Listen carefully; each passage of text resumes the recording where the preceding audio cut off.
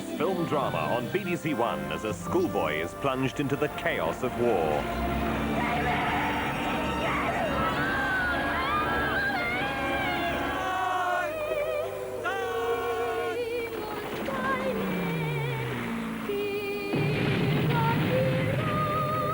I can't remember what my parents look like. Steven Spielberg's epic Empire of the Sun, next Saturday at 8 on BBC1. And on Monday, Dustin Hoffman's compelling portrayal of autism. There are dangers everywhere for Raymond. Routines, rituals, it's all he has to protect himself. Of course, it's definitely not my room, and I don't have my tapioca pudding, and the bed's in the wrong place. That's definitely not my bed. If you like it there, you can move it. Why do you want the bed, Raymond? It should be near the window. Raymond was left all the money, and I got nothing. How much? $3 million the inheritance, every penny of it. So? So I'm going to keep him till I get my half. I deserve that. Dustin Hoffman and Tom Cruise star in Rain Man, Monday at 9:35 on BBC1. BBC 2 in 5 minutes has the pleasure of looking back over a decade of that essential ingredient in any Christmas stocking and selecting some of the most memorable moments from Morecambe and Wise. We on 1 in 20 minutes head into the realm of comic fantasy with a feather-raising adventure story of Earth-threatening evil forces, dark-inhabited planets, and to the rescue, Howard, a new breed of hero. First on BBC1, the news at 9:40 with Michael Burke. The former Soviet republics have dissolved the Soviet Union. Boris Yeltsin tells President Gorbachev to resign now with dignity. 2 people shot dead in Belfast tonight when gunmen sprayed a pub with bullets. High winds and driving rain cause chaos on road and rail.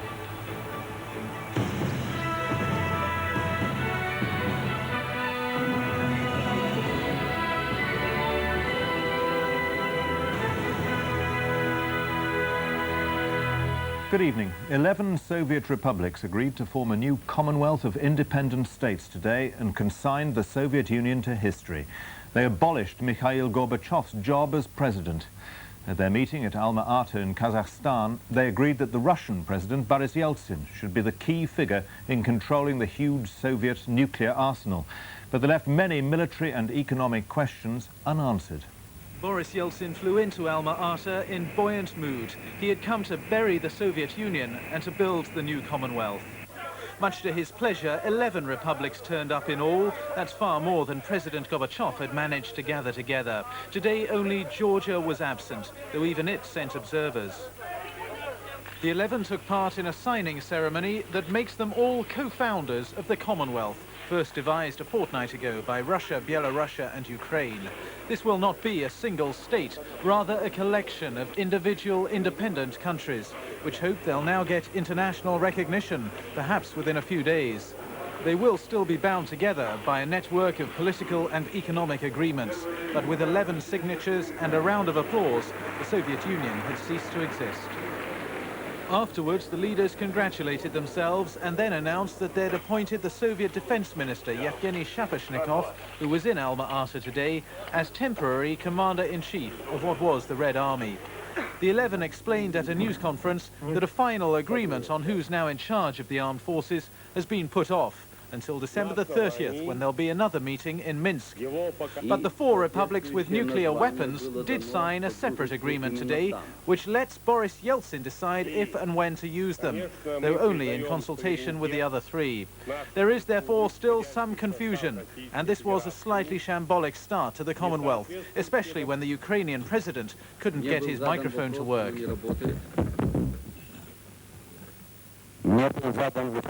But on one thing they were sure, that Mr. Gorbachev has to go, and go with dignity.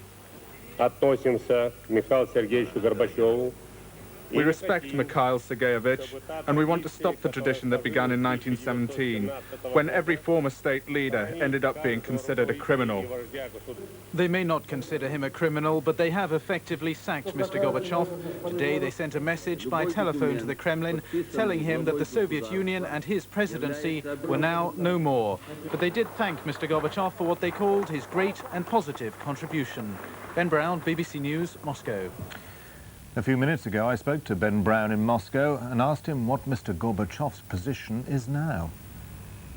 He's in an utterly impossible position. The Republican leaders in Alma-Ata today have decided and agreed that there is no Soviet presidency anymore, there's no Soviet Union anymore.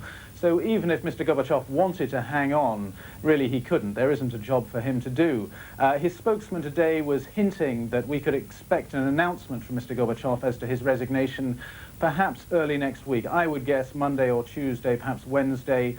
He's saying at the moment Mr. Gorbachev wants to see the small print of what's been decided in Alma-Ata. If he did want to hang on, to stall even longer, he could wait for the parliaments of the individual republics to ratify what's been decided in Alma-Ata, but I suspect he's now ready to go. Is there a sense that the actual power and role of Mr. Gorbachev are actually being assumed by Mr. Yeltsin? I think there is some sense of that. Certainly Mr. Yeltsin must be very pleased with what he's got out of this agreement in Alma-Ata today. For example, Russia is now taking over, and has been allowed to take over, the former Soviet Union's permanent seat on the United Nations Security Council. That will give Russia immense international prestige and power. Also, on nuclear weapons, Russia now has the dominant finger on the nuclear button. But to what extent has the issue of who controls the Soviet nuclear arsenal actually been resolved by today's meeting? I don't think it has been completely resolved. Certainly the West were looking for more reassurances about a unified command and control structure than I think they've got today. You have Kazakhstan as one of the republics, one of the 4 Soviet republics which has nuclear weapons, saying that it still wants to hang on to them. So that's probably a worry for the West. On conventional forces too, there's still a lot of confusion. Although Marshal Shapashnikov, the defense minister, has been appointed commander-in-chief, that's only for 9 days, and the republics are going to meet again on December the 30th to decide further what they have to do with what was the Red Army. Ben Brown in Moscow, thanks very much. 2 people have been shot dead in Belfast within the past hour when gunmen opened fire in a pub in a loyalist area of the city. 2 others have been taken to hospital. Earlier, a young student helping out in a shop was also shot dead in the village of Moy in County Tyrone. It's thought he was trying to protect his father, the gunman's intended victim. The attack took place at around 8:30 this evening. There are still very few details, but one report suggests that a number of gunmen simply walked in the door of the Donegal Arms pub and sprayed those inside with gunfire. 2 people have been killed and 2 others injured. The pub's in a strongly loyalist area off the Donegal Road. It appears 2 cars have been found burned out in the west of the city, underlining that Republican gunmen are responsible. Earlier today, a teenage student, Robin Farmer, was murdered as he worked in his father's field sports shop around lunchtime today in County Tyrone. A gunman fired several shots and Robin Farmer was hit, apparently saving his father's life. It's thought that the intended target was the shop's owner, Bob Farmer, a former police reservist, but that his son died because when he saw the gun, he pushed his father aside and was himself shot twice. As the gunman tried to run off, another member of the shop's staff drew a legally held weapon and fired at him. Local people then detained him until police arrived and he was arrested. Robin Farmer was a first-year university student at college in Scotland, and he just returned home for the Christmas holidays after his first term. The MP for the area, who knew the dead man personally, said it was the latest act of genocide against Protestant businessmen there. There is no excuse for this killing. It is merely what I say, an attempt to bring grief to that community to an extent that any businessman in that town is not safe. Last month, a booby-trap bomb was placed by the IRA under a vehicle belonging to the shop's owner, but which was regularly driven by the business's manager. That attack was foiled and the device was defused by the army. The African National Congress says it believes South Africa will have a new non-racial constitution by next Christmas. Talks on the introduction of democracy ended in Johannesburg today. Delegates from 19 political movements agreed to meet again in March. They're trying to forge a constitution that gives full political rights to black people. Competing with a right-wing protest, a demonstration for peace and a post-apartheid South Africa. On the day after negotiations for a new constitution ended bitterly, with President de Klerk attacking the ANC for not surrendering their weapons, and Nelson Mandela accusing the president of being unfit to govern in the face of rising violence in South Africa. You hurt us badly, very, very badly. We could eat back. Believe me, we could eat back. But we refrained. We refrained. we refrained. The ANC leader persisted today, warning of the dangers of a right-wing backlash. The growth of the right wing in the country, which is committed to the maintenance of apartheid and is ready to resort to violence, must be a matter of great concern. The handshake followed Nelson Mandela's commitment to work with the government for a new constitution, but public reconciliation cannot conceal mutual suspicion. Undeterred, the president later reinforced the demand he made yesterday that the ANC or anyone else illegally armed should surrender their weapons or face prosecution. There should be only one army in South Africa. If there's any evidence of real formation of any other private army, we will act in exactly the same way and the same principle will be applicable. Today's exchanges serve as a reminder that violence is very much a fact of political life here. It's one of the major issues that could obstruct progress at the next meeting of the convention, which is expected in March. That and a failure to agree on when a new constitution should be introduced, before or after South Africa's first free elections. John Harrison, BBC News, Johannesburg. Israel has freed 3 Lebanese civilians it kidnapped yesterday in southern Lebanon after admitting it took the wrong men. The Israelis said they suspected the 3 of being terrorists, but they were released after questioning. It had been feared the seizures might have jeopardized UN efforts to free the remaining hostages in the region. A day after being kidnapped by Israeli soldiers deep inside Lebanon, the 3 men were handed over to the International Red Cross and reunited with their families waiting just north of the Israeli-occupied zone in South Lebanon. One of them, journalist Shawki Fass, said they'd been taken to Israel on a helicopter, blindfolded and handcuffed. He'd been interrogated about his contacts with Hezbollah, the Lebanese Shia Muslim organization, and threatened with being held indefinitely if he did not answer the Israelis' questions. For the Israelis, this operation was clearly a major public relations blunder, coming at a delicate time in attempts to get the Middle East Peace Conference off the ground and in the midst of negotiations to secure the release of an Israeli airman captured in Lebanon. Keith Graves, BBC News, Nicosia. Terry Waite has gone home. For the first time since he was released from 5 years of captivity in Lebanon, he went back to Blackheath in South London. He said that despite his ordeal, he was feeling fit and well. Thank you, nice to be back. Terry Waite's Pilgrim's Progress at last brought him back home to Blackheath after spells of recuperation at RAF Lynham and as the Queen's guest on the Balmoral estate. Oh. Thank you. He says he's very fit, except for a slight limp, which he says is the legacy of 5 years in chains. On the streets, with carol singers in an Oxfam shop, the welcome was friendly and he was jovial. That's where I used to get all my suits. Until they got to. How's business? Is it good? Very good. Really? He visited his old friend Henry Bergen, the local vicar, thanking him for last month's special songs of praise, which he called a lovely service. You look so well. I feel fine. Oh, that's super. Back on his own doorstep, he seemed exhilarated. This is going to be a very good Christmas. What about this amazing welcome here?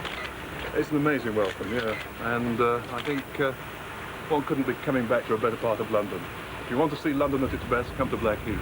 Asked about his stroll, the freed hostage said, "It's something I wanted to do, just walk around a little." Bad weather has brought problems to many roads and railways across Britain. In the Derbyshire Peak District, a landslide caused by torrential rain led to a derailment of the Manchester to Sheffield line. 3 people were slightly injured. Flooding and high winds have kept many would-be Christmas shoppers at home, and many sporting fixtures have been cancelled. Floods and torrential rain virtually submerged Sheffield Station as storms hit much of the country. Services were brought to a standstill. British Rail admitted defeat. The worst of the weather was in South Yorkshire, Derbyshire, Scotland and Wales. This evening, police in Devon and Cornwall described conditions there as appalling. Elsewhere, dozens of roads have been closed as rivers burst their banks. The main Trans-Pennine route was blocked after a bridge collapsed in gale-force winds. In the Peak District, 3 people were injured when a train was derailed by a landslip, the rain shifting 50 tons of clay onto the track near the exit of a tunnel. The bad weather was grim news for retailers, hoping for a last-minute spending spree before Christmas. People stayed away. The day's sporting fixtures were also disrupted. Half the league's football matches were cancelled. So too were several race meetings. The wintry conditions did prompt a flurry of betting, though, on snow falling at Christmas. But meteorologists predict milder weather in the next few days. Now, with news of the sport which did survive the weather, here's David Davis. The Arsenal footballer Ian Wright scored all 4 of the league champions' goals as they beat Everton 4-2 at Highbury. And with the current leaders, Manchester United and Leeds, not in action, those goals have revitalised Arsenal's hopes of retaining their title. A corner 4 minutes after the kick-off set up Wright's first goal. He got a hat-trick inside half an hour. Not the happiest of days for Everton's defence, at odds with itself, and sometimes the referee too. Ian Wright, always the beneficiary. Arsenal's celebrations were premature as Everton recovered, but when Anders Limpar again found plenty of space, Wright's task was simple. For Everton keeper Southall, a miserable afternoon. At Anfield, Liverpool were a goal up when David Waite produced Manchester City's equaliser. The second half was just 3 minutes old, and worse was to come for Liverpool soon afterwards. A break down the right and the ball again fell for Waite. Not keeper Grobbelaar's happiest afternoon either, but there was still half an hour left. Time enough for Liverpool to bring on their substitutes, one of whom, Mike Marsh, was to create the equaliser for Steve Nicol. Final score 2-2. Elsewhere, John Sheridan scored both Sheffield Wednesday's goals in the victory over Wimbledon that keeps them in 3rd place. So there's little change at the top of the First Division, where Manchester United's game was postponed and Leeds play tomorrow. Arsenal's victory sees them return to the top 6. In Scotland, John Miller got the only goal of the game at St Mirren, which prolonged Hearts' leadership of the Premier Division. Here, the top 6 are unchanged. Rangers beat Dundee United 2-0. Hibernian lost to Falkirk. Widnes are through to Rugby League's Regal Trophy final for a record 8th time. In this afternoon's semi-final at Wigan, they beat St Helens 18 points to 10. Despite the gale force wind blowing in their faces, Widnes's bold decision to play open, fluent rugby paid off after only 6 minutes as Andy Courier's long pass left Darren Wright with a clear run to the line. Soon afterwards, Widnes were 10 points in front, Alan Tate's perseverance creating the opportunity for Courier to go over by the posts. St Helens, despite their wind advantage, could make no headway and went 16 points down just before half-time when Fy Marlowe was allowed to bludgeon his way to the line. Perversely, in the second half, St Helens produced their best when the worsening weather was against them. Rapati's determination opened the way for Gary Connolly to score, and 4 minutes later, the same combination narrowed the gap to just 6 points. But Widnes, though rattled, held on, with Jonathan Davis adding a penalty and, in the process, becoming the fastest man ever to 1,000 points in rugby league. In rugby union, the league leaders in both England and Wales were beaten this afternoon. Swansea were knocked off the top of the Heineken Welsh League by Llanelli, while the Courage League leaders Orrell lost at Northampton. For Orrell, a proud 100% league record was about to fall to a combination of Northampton determination and their own indiscipline. The first of John Steele's quartet of penalties was the most spectacular, as Northampton, playing with the wind behind them in the first half, took a 9-point lead.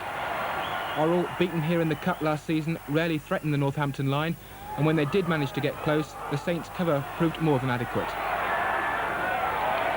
And fittingly on a day when the boot was always likely to be decisive, it was Steele who had the final say. Another penalty judged to perfection, sealing Northampton's victory by 12 points to 3. At Stradey Park, Llanelli displaced Swansea at the top of the Heineken Welsh League, scoring both tries of a rugged game. A pass from the Wales captain Ian Evans put Ian Jones over for the first try after 9 minutes. Swansea replied with 2 penalties, but after half-time, sustained Llanelli pressure led to them retaking the lead with a try in the corner from winger Wayne Proctor.